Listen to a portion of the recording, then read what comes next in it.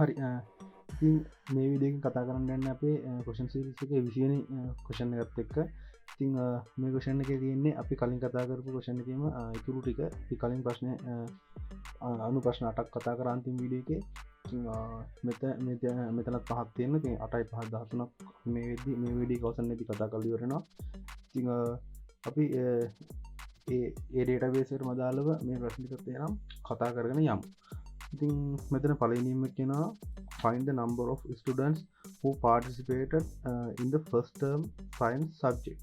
ඉතින් ළමයි කී දෙනෙක් මේ first term එකේ science subject එකට සහභාගී වුණාද කියලා තමයි මෙතනින් අපිට ගන්න කියලා කියන්නේ. ඉතින් මම database එකට නැවතත් යනවා exam.db කියන අපේ database එක. ඉතින් මේකේ කෝරියකට මම ගිහිල්ලා මේ කෝරිය අයින් කරගන්න. ඉතින් මෙතනදි කියනවා number of students who participate in first term test. හරි අපි මෙතනින් ගමු. හරි ඉතින් අපි පළවෙනි ප්‍රශ්නට අදාළ කෝරි එක ලියන්න පටන් ගමු මෙතනින්.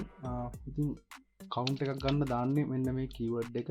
මම ඉස්සෙල්ලාම පටන් ගන්නවා මේ විදිහට select කියලා කවුන්ට් කියලා දානවා. මෙන්න මෙතනින් තමයි අපි මේ කවුන්ට් එක ගන්න පටන් ගන්න. ඉතින් අපි මේ කෝරේ ටයිප් කරලා බලමු අපි කොහොමද මේකෙන් මේ රිසල්ට් එක ගන්න කියලා.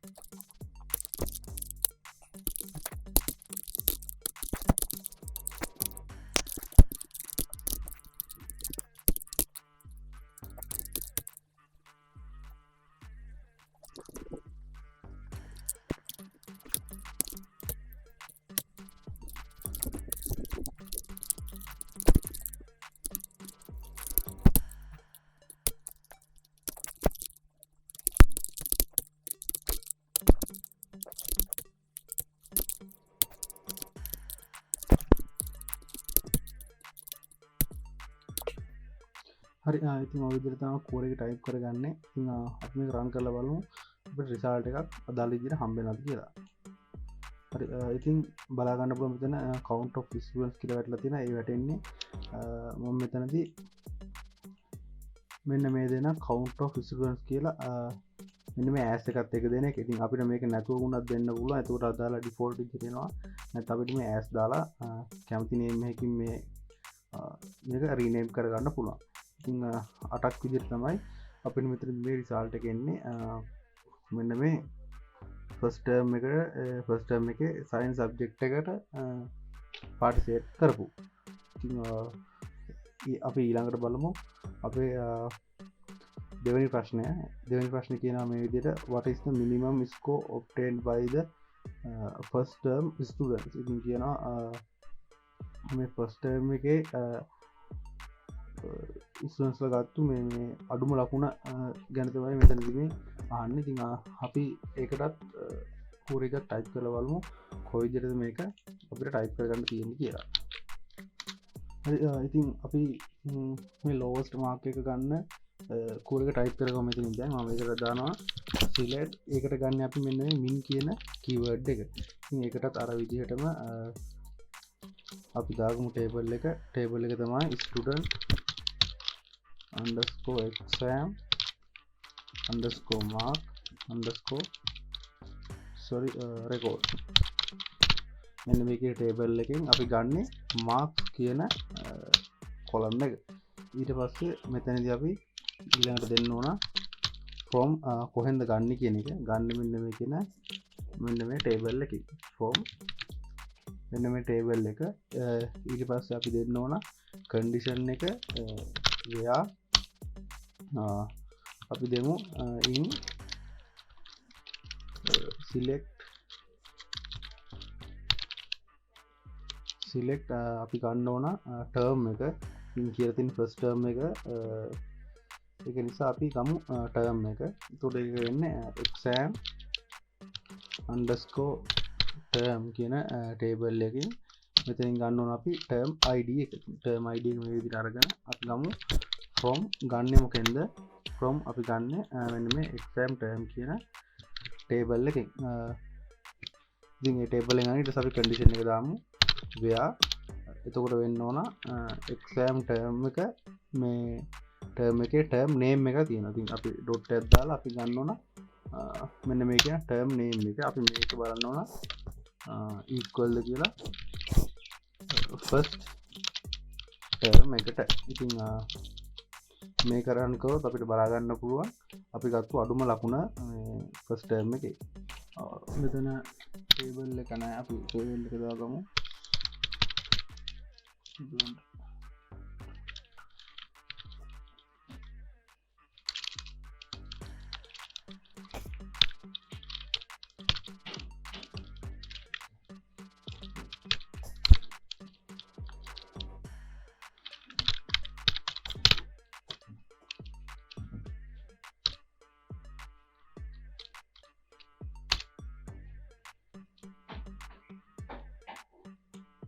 හරි ඉතින් මේක මේ විදිහට රන් කරොත් අපිට බලා ගන්න පුළුවන් අපිට අවශ්‍ය කරන රිසල්ට් එක මේ විදිහට අපිට හම්බ වෙනවා.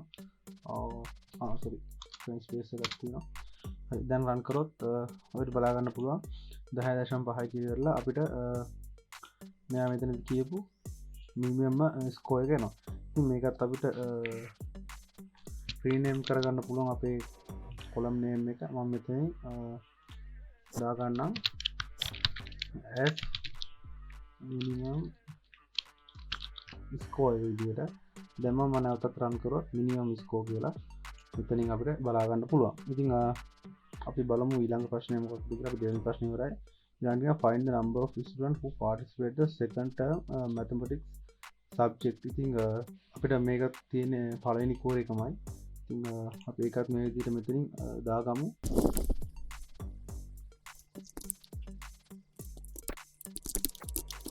හරි ඉතින් ඒකේ කෝරේ වෙන්නේ මේ විදිහට.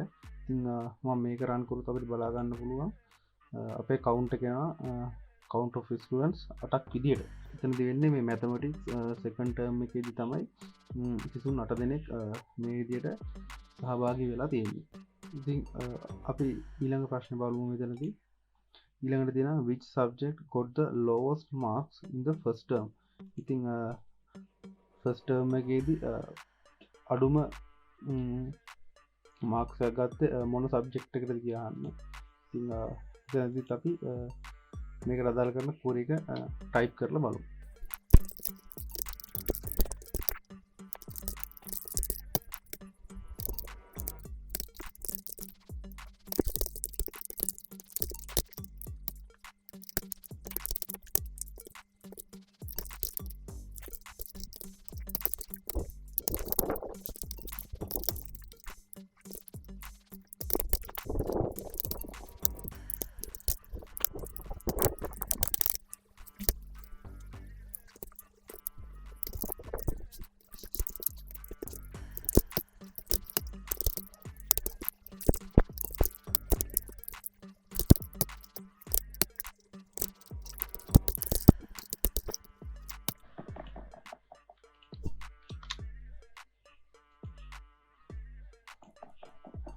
හරි ඉතින් අපිට රිසල්ට් එක හම්බ වෙන මේ විදිහට සබ්ජෙක්ට් ID එක දෙක වෙන සබ්ජෙක්ට් නේම් එක සයන්ස් වෙන රෙකෝඩ් එක තමයි අපේ ෆස්ට් ටර්ම් එකේදී අඩුම මාක්ස් එකක් ගත්ත සබ්ජෙක්ට් එක වෙන්නේ. ඉතින් ඊළඟට කියනවා find the name of the student who got the lowest mark in the all subject in first term. ඉතින් මෙතනදී කියනවා ස්ටුඩන්ට්ස් ලාගේ නම් ගන්න කියලා අඩුම ලකුණක් ගත්තු මේ ෆස්ට් ටර්ම් එකේ සබ්ජෙක්ට් වලට අඩුම ලකුණු ගත්තු ළමයින්ගේ නම් ගන්න කියලා තමයි අපිට මේ ප්‍රශ්නේ මෙතන කියලා තියෙන්නේ.